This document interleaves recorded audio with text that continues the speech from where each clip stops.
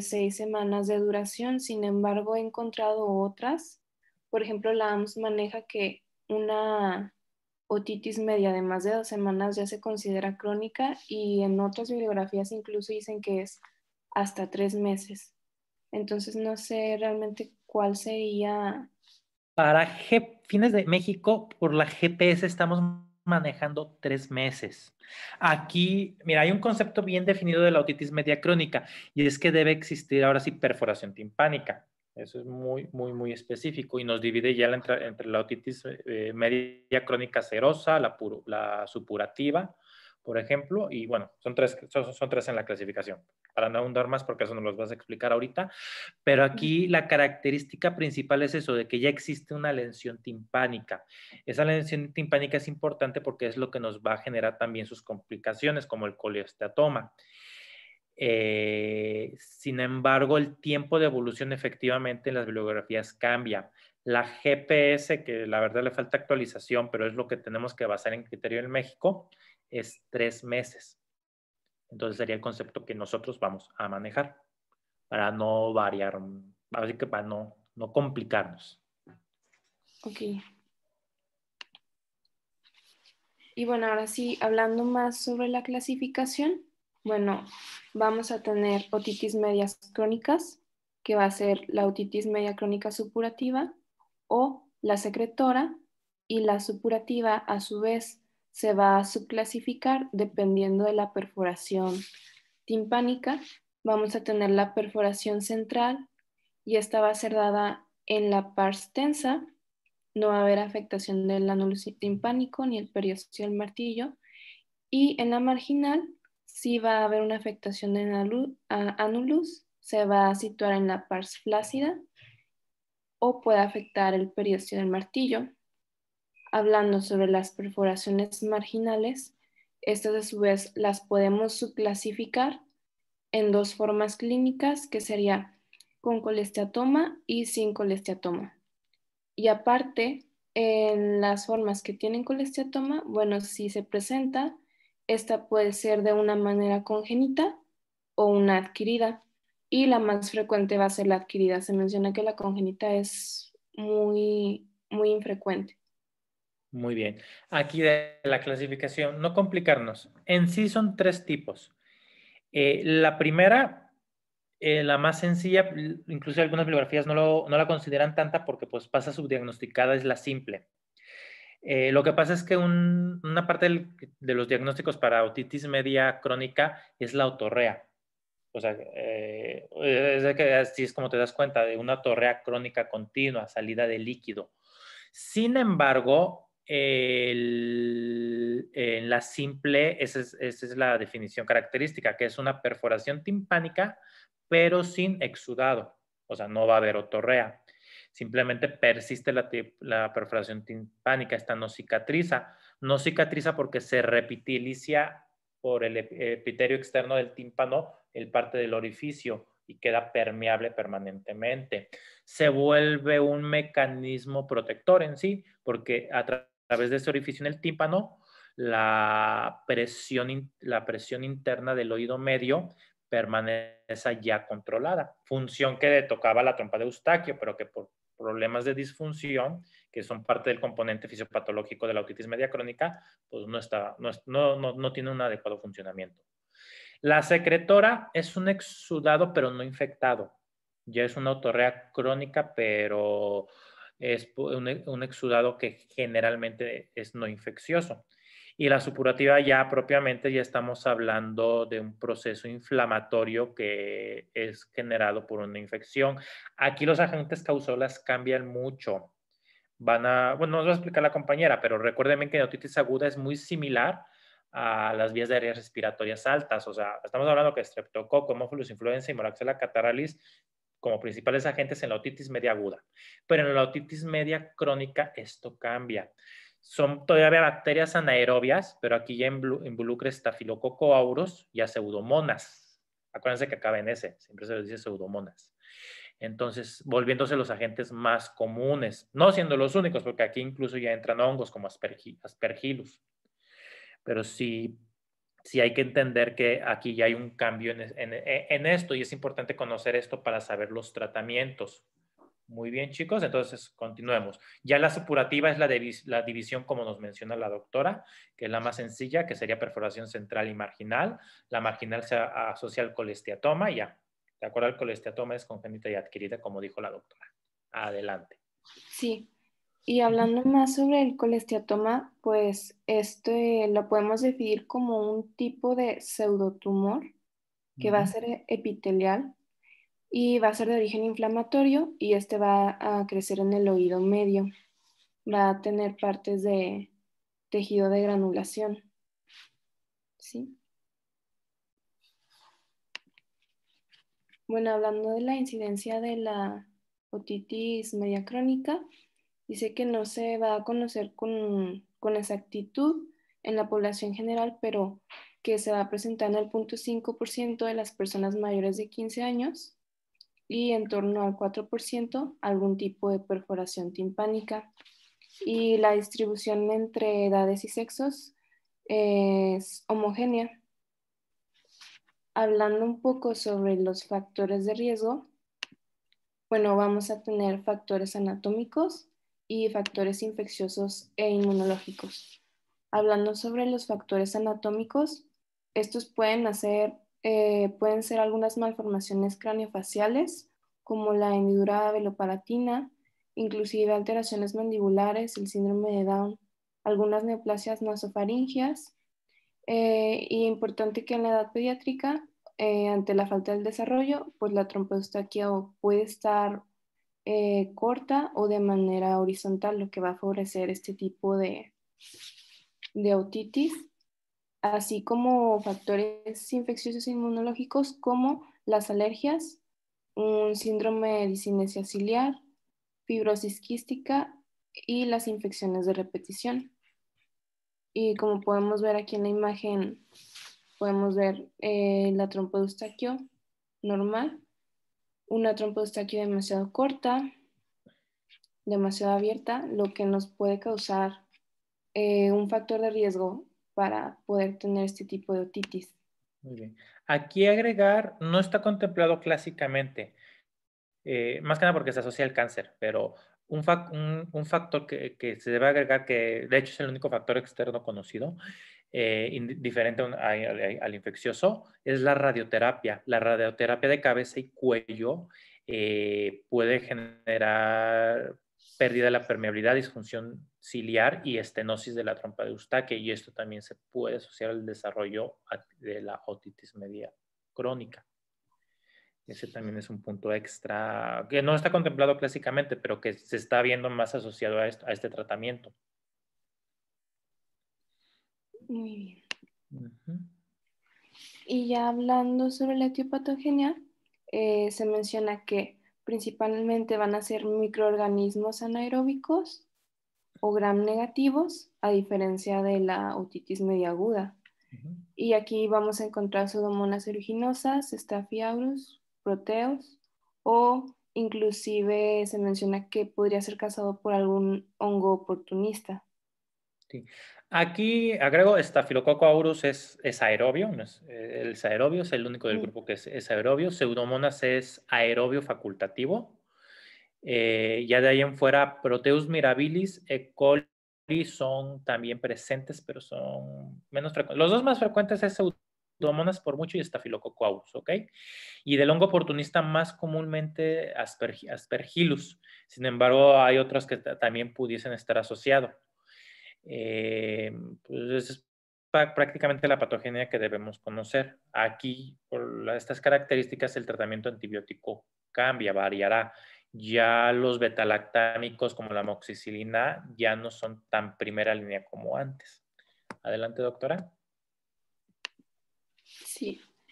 Ya hablando sobre su clínica, es muy importante saber que, a diferencia de una otitis media aguda, no va a presentar otalgia ni fiebre. Sus principales dos características van a ser la otorrea, que va a ser el signo más frecuente. Se menciona que durante los primeros momentos esta otorrea va a ser abundante, con una consistencia fluida, pero conforme va evolucionando va a aumentar la contaminación bacteriana y se va a convertir en purulenta. Y también muy importante saber que la otorrea puede ser permanente, se presente en todo el cuadro, o puede ser intermitente, puede tener periodos en donde no presente otorrea.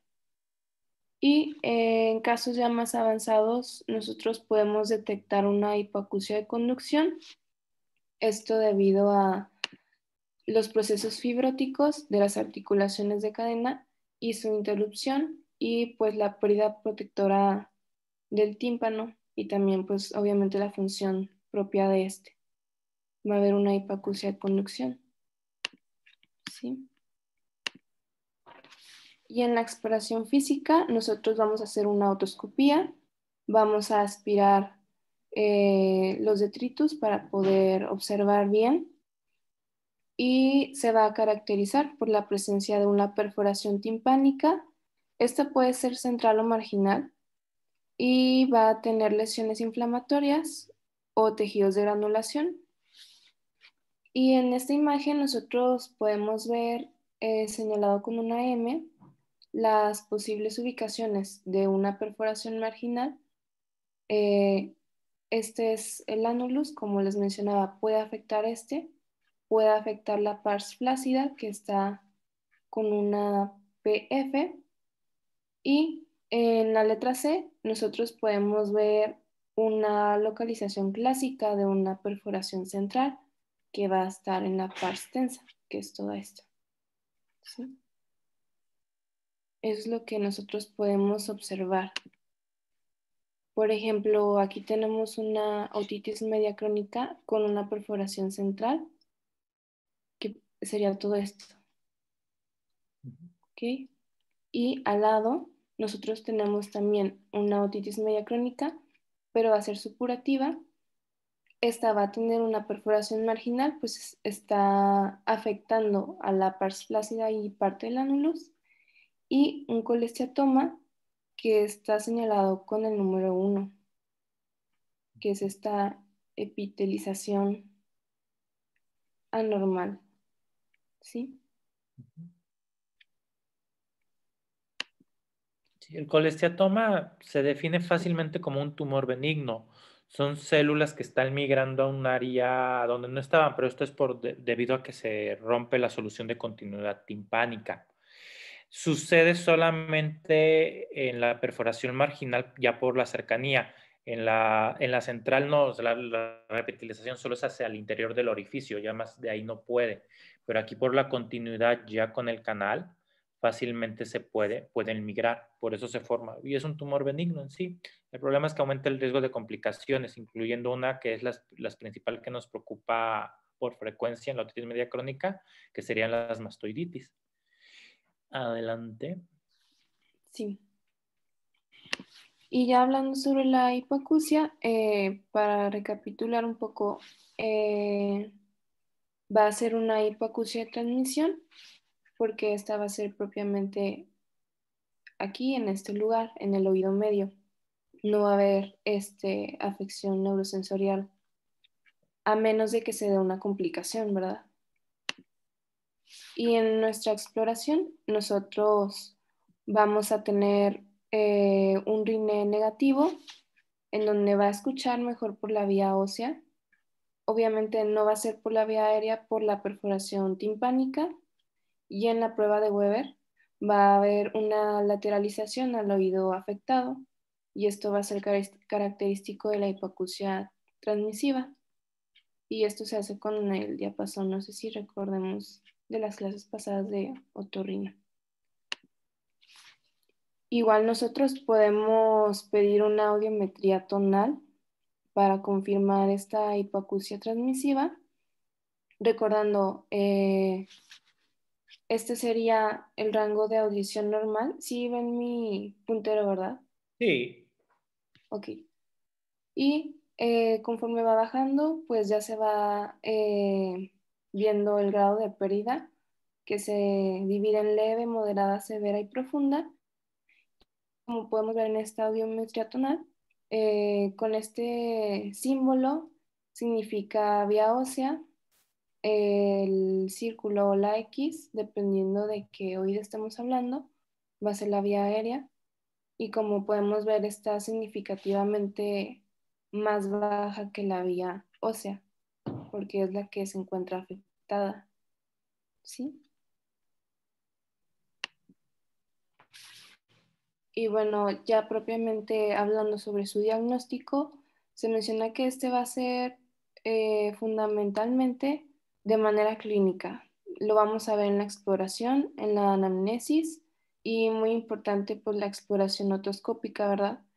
Y se menciona que su diagnóstico diferencial se debe de realizar con otras formas de otitis medias crónicas, o sea, propiamente separarlo en la clasificación, ver si tiene una perforación marginal o central o si tiene colesteatoma o no. Y también se mencionaba eh, la otitis tuberculosa, que se menciona que es una entidad no muy frecuente de otitis, pero que podría ser factible. Y aquí podemos ver en la figura 1, mediante la otoscopía, estos tejidos de granulación. Se menciona que inclusive el tímpano puede tener múltiples perforaciones y esto ya sería más parte de una otitis tuberculosa, aunque se mencione que no es muy frecuente, pero sí podría estar. Y esto ya lo podríamos sospechar dependiendo de la historia clínica propia del paciente. ¿Sí? Y bueno, Hay que tener en hablando sobre... cuenta Sí. que dentro del diagnóstico diferencial, en una audiometría vamos a tener, como dice la doctora, una afección en la audición de transmisión. Sin embargo, aquí esto debe asociarse casi por lo general a otorrea o por lo menos a la presencia de perforación timpánica. En caso de que no exista perforación timpánica, pero existe esta afección en transmisión, otras causas se deben de abordar. Por ejemplo, la otitis media serosa, que ya hablamos la clase pasada, que es una afección no infecciosa que involucra un exudado dentro del oído. Sin embargo, generalmente se da por cuestión de disfunción tubárica, por ejemplo. Pero pues su tratamiento es puramente conservador. Ya les había dicho de los ejercicios de deglución o de las maniobras de Valsalva. La otitis media serosa es muy común en atópicos. Por ejemplo, yo que va a empezar ya primavera, a lo mejor ya ando medio sordo y es por eso. Cuando empieza, por ejemplo, la temporada de la rinitis alérgica, esto va a generar una inflamación un poquito en la mucosa y esto puede causar disfunción ciliar. Entonces, ese es, por ejemplo, un ejemplo. Si se asocia esto en estas temporadas en niños principalmente, para que lo contemplan y tengan cuidado en ese grupo.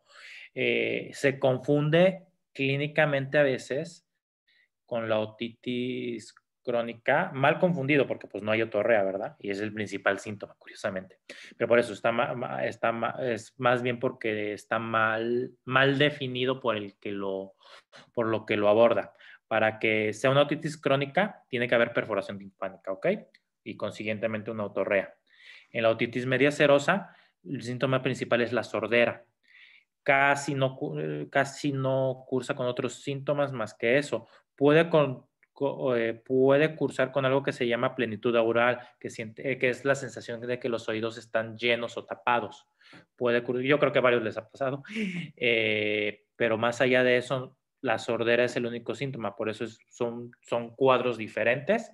Sin embargo, pues bueno, hay quien diagnostica otitis medias porque pues el paciente llega de que siempre le da la sordera, le da la sordera, asociado muchas veces a una rinitis o a una sinusitis incluso. Entonces hay que tener bien contemplado eso. La otitis crónica no. La otitis crónica se asocia a episodios repetitivos de otitis media aguda y su principal síntoma es la otorrea. Entonces es totalmente diferente, ¿ok? Otitis media serosa se asocia a cuadros alérgicos un poquito más. Su principal síntoma es la sordera. Tiende a ser de larga evolución. Y las otitis agudas creo que no hay problema, ¿verdad? Estamos hablando de enfermedades de 7 días de evolución con dolor intenso inicial que pues puede cursar con otorrea en agudo, pero de corta duración y generalmente fiebre. Entonces, esas es como que las características clínicas que hay que contemplar para los diagnósticos diferenciales. Ya dentro de microorganismos diferenciales, ya entran los más raros. En este caso, una otitis tuberculosa entra dentro de lo raro, pero su observación otoscópica es característica, causa lesiones granulomatosas como la imagen que nos puso la doctora. Ese es un punto muy, muy importante.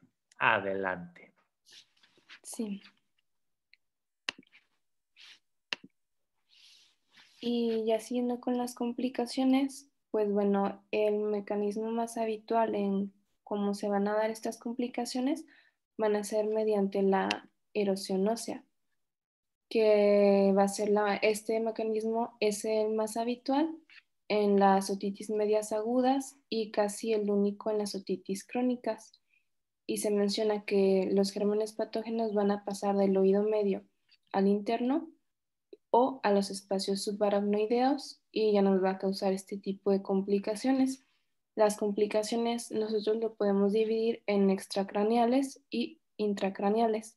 En las extracraneales nosotros tenemos laberintitis, en donde ya el paciente va a tener episodios de vértigo y va a estar acompañado de hipacusia.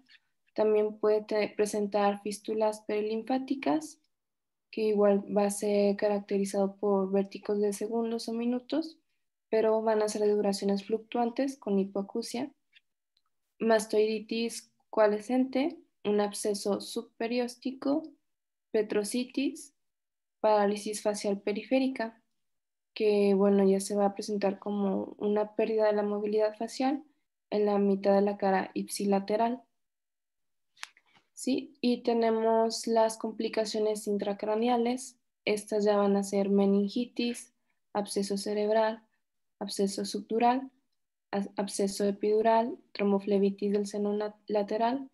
Y se menciona que, pues bueno, ya cuando el paciente comience a tener este tipo de síntomas como vértigos, ya es una otitis media crónica que se debe de tratar lo más rápido posible para poder manejar estas complicaciones. Y bueno, aquí tenemos la parálisis facial, que mencionaba que era la complicación más frecuente y que está en el 1% de las otitis colesteatomatosas y generalmente se va a deber a la erosión del acueducto de Falopio por el colesteatoma propio y aparte el tejido de granulación que va a acompañar al colesteatoma. ¿Sí? ¿Tendrían alguna duda de las complicaciones? Ya seguiría el tratamiento.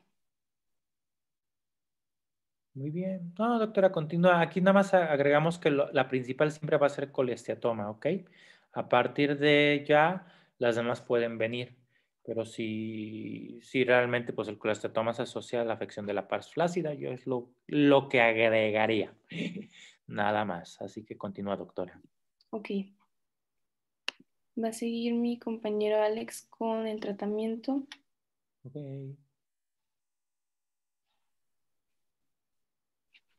Bueno, continuando con tratamiento de otitis media crónica.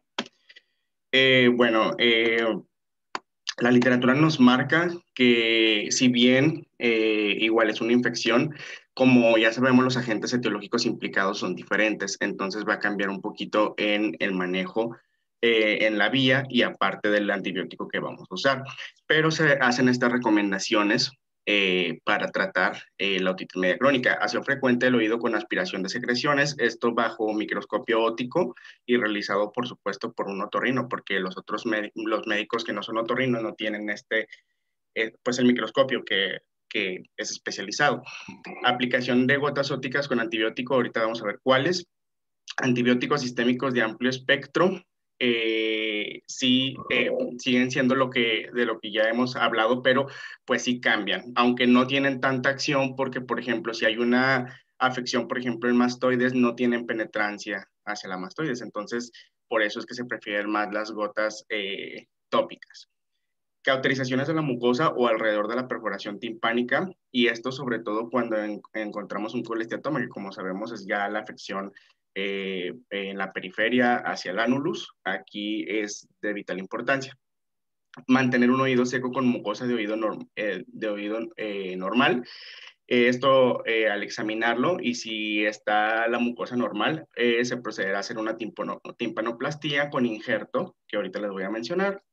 Infecciones recurrentes, hay que secar el oído con gotas secantes y posterior a eso practicar mastidectomía más timpanoplastía, ¿sí? Y cuando encontremos que el osteatoma, que ya lo vimos, es una de las formas, hay que eliminar el epitelio del oído medio afectado. Incluso en algunas ocasiones, si el colestetoma se ubica, porque ya sabemos cuál es su ubicación más frecuente, pero puede ubicarse en el ático del oído medio, pues hay que hacer una aticotomía, ¿sí? Y aparte de ello, una mastidectomía radical, ¿sí?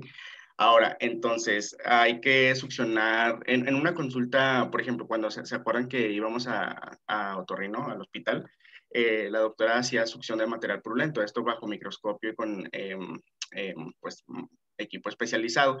En este momento se puede aprovechar para tomar muestra para cultivo, ¿sí? Y aquí en la otitis media crónica, el tratamiento médico es de gran valor, sin embargo, no siempre el tratamiento médico nos va a ayudar. Hay ocasiones en que las cirugías, como les menciono, es lo que se tiene que hacer, sobre todo cuando ya hay una afección a mastoides, que suele ser común, o cuando pues la cadena osicular también está dañada, por ejemplo. Antibióticos tópicos como cuál, ciprofloxacino al 0.3 o el 0.% más común es el 0.3, y ofloxacino al 0.3%. Estos se asocian, ya vienen preparados comerciales que están asociados con corticoides como Dexa al 0.1% o fluocinolona al 0.25%. Incluso también hidrocortisona. Y hay algunos otros preparados comerciales que le incluyen lidocaína o bien benzocaína, como estos. Este Oresil NF es muy común. Bueno, yo lo he visto muy común que lo utilicen, pero pues ofloxacino, lidocaína e hidrocortisona. Eh, pero más común es usar ciprofloxacino con dexametasona, ¿sí? Al 0.3 y 0.1% respectivamente. Sin embargo, recordar que aquí los gérmenes implicados más comúnmente es el Staphylococcus y Pseudomonas aeruginosa. Entonces se mencionaba la bibliografía que sí tiene buen espectro contra Pseudomonas, por ejemplo, pero es probable que experimente resistencia. Y este otro, Sodrimax de Pisa, que es benzocaína, ciprofloxacino e hidrocortisona. Entonces, como pueden ver, son tres componentes principales. El antibiótico, fluoroquinolona, bueno, una quinolona, ¿sí? Un anestésico tópico y además un corticoide, todo de manera tópica. Entonces, como les digo, aquí no, el tratamiento vía oral, pues no es tan efectivo. Ahora, cuando les menciono, por ejemplo, si hay un colesteatoma, lo que se tiene que hacer es eliminar el colesteatoma y aparte hay que reconstruir la cavidad, perdón, hay que reconstruir la cadena osicular si es que está dañada. Para esto existen prótesis como la que podemos ver aquí y del tamaño más pequeño que una uña, una prótesis para el estribo, ¿sí? Que se ancla pues a la plancha del estribo, que esta sería la ventana redonda, ¿sí? Y esto pues se hace la reconstrucción si es que la cadena osicular está dañada. A nivel de membrana timpánica, depende si la perforación está muy central o si es lateral y aparte de la existencia de colesteatoma. Hay que hacer timpanoplastía, que se refiere a el injerto de la membrana timpánica. ¿De dónde? Sobre todo de aquí, esta es una oreja, si la pueden ver. Se toma casi siempre de la fascia del músculo temporal, que se menciona que es una fascia demasiado resistente, aunque también se puede hacer de pericondrio de lóbulo, bueno, de la oreja, o incluso de otros tejidos, pero es más común de que la tomen de aquí. Se toma el injerto y aquí podemos ver esta imagen en real de aquí, retroauricular, que están buscando fascia del músculo temporal y se procede a hacer la timpanoplastía, que es un injerto. Incluso también se puede hacer de vena el injerto. Eso es cuando hay que reparar toda la membrana. Y si hay que reparar solamente una perforación, por ejemplo, central, ahí se realiza una miringoplastía, ¿sí? Y pues ya de esto sería todo de nuestro tema, doctor. No sé si gusta aportar algo o alguien tenga alguna duda. Ok, bueno, me toca la interrupción, ¿verdad? Ojalá y la haga rápido para ahí empezar otitis externa. Entonces, chicos, de estos procedimientos, el objetivo es volver a recuperar la función de transmisión del oído medio. Hay que entender que el tratamiento es un poquito más avanzado en cuestión de las complicaciones. Propiamente las complicaciones ya de, por ejemplo, la meningitis, por ejemplo, ya es un tratamiento específico de mi área de medicina interna, por ejemplo. Pero, por ejemplo, la mastoiditis implica pues, la mastoidectomía radical, por ejemplo, que ya habíamos hablado ahí en otitis media aguda. También hay que entender que en pacientes que hay determinada una causa adquirida, bueno, congénita también, de disfunción de la trompa de Eustaquio que no se pueda resolver. Digo, es un componente de la fisiopatología, pero no está presente en todos. Pero, por ejemplo, una disfunción de estas, lo que se puede también hacer agregado es poner una válvula de liberación en el tímpano. Se me fue el nombre adecuado del término, pero hagan en cuenta que es un tubito que se coloca en la membrana timpánica, que cursará como una perforación. Sin embargo, es un tubito muy pequeño que es únicamente su función regular la presión. ¿Ok? Se aprovecha cuando hacen ya me acordé cómo se llama miringotomía. Así se llama, se me había ido el nombre. Sí, se aprovecha muchas veces cuando se hace la miringoplastía, que es la reparación de la perforación, se aprovecha también y se coloca, no me acuerdo dónde se coloca, pero se hace una miringotomía bien chiquitita y ahí se coloca un tubito bien chiquitito de un material especial y eso ayudará al paciente para la regulación de la presión del oído interno y también para mantenerlo seco, porque vamos a ver que parte del tratamiento para evitar infección recurrente de la otitis media es mantener seco esta cámara media, el oído medio. Son también otras partes del tratamiento importante que se contemplan. Obviamente en pacientitos cuyo daño sea muy profundo, por ejemplo, y no sean candidatos, por ejemplo, a estas prótesis, porque puede darse por la extensión del daño, sería, ay, ¿saben qué? Permítanme un segundito, tengo algo que recibir, ¿eh?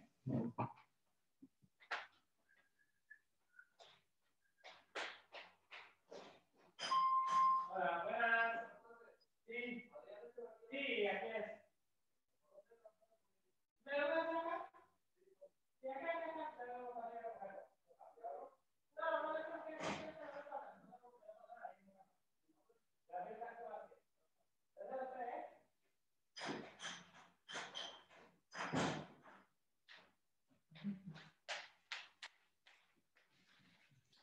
Ay, disculpen. Problemitas de estar en la casa. El video del unboxing es para YouTube. Entonces, ya regresé, chicos. Oigan, entonces, les mencionaba, entonces, los tratamientos de otitis media dependen de acuerdo a la severidad y a la secuela que se deje, pero, por ejemplo, cuando ya no es factible por el daño, el daño en este lugar de poner una prótesis en el oído interno, existe, por ejemplo, otros dispositivos para solucionar los problemas los problemas de transmisión incluso, pero sí variará mucho el tratamiento de acuerdo a la gravedad. Ya con respecto a las complicaciones, como les mencionaba, cada complicación pues tiene su tratamiento específico. El colesteatoma, pues es retiro del colesteatoma. Infecciones propiamente como una laberintitis, por ejemplo, que no es infecciosa, pero una laberintitis, por ejemplo, requiere control de la infección de oído medio, es decir, es con antibiótico, y requiere ciertos ejercicios que son para control del vértigo. Existe también la posibilidad de que se haga una complicación como un evento vascular cerebral isquémico, dado que una de las complicaciones es una tromboflebitis venosa infecciosa. Esta puede generar coagulitos, por ejemplo, y hacer cuadros neurológicos muy específicos, un poquitito difíciles de diagnosticar, pero por ejemplo este tipo de trombos sépticos pueden viajar al sistema nervioso central, por ejemplo, y eso por un problema de oído medio. Entonces, hay que entender que, pues bueno, son complicaciones raras, pero hay que entender que, pues bueno, todas pueden ser a consecuencia de este problema. No son internas no probablemente en internas, las ve neurología, pero por ejemplo, varias de esas, sí, como internista nos toca alguna vez en cuando verlas, pero son raras, o sea, ustedes en población común de primer contacto no las van a ver. Aquí su misión de ustedes es solucionar las otitis agudas para evitar que lleguen a esto. Y si son medias, hacer la referencia adecuada para el manejo por otorrino, porque ya vieron que prácticamente la otitis crónica es un poquitito ya de manejo bueno, más bien, ya es manejo especializado. Y pues es todo, chicos. Ya no quiero extenderme más porque quiero empezar externa. No la vamos a alcanzar a acabar, pero ya por lo menos empezarla. Doctor, pero bueno, no sé si en el programa, pero en la calendarización que tenemos no incluye externa, por eso ¿No no sé incluye si externa? no sé si al otro equipo le toca, porque ya según creo que empiezan bronquitis aguda, pero no Ok. tengo certeza. No, entonces no creo que toque. Perdón. Yo la verdad creí que se iba. Ah, no, doctor. No, sí me consta que después de acabar oído íbamos con bronquitis aguda, sí me consta, pero no me acordaba que no venía externa. Muy bien, doctor. Bueno, es cuanto a nuestra parte. Ya nos vamos a dejar de Ok. compartir. Muy bien, chicos. Pues bueno. De otitis externa realmente no es mayor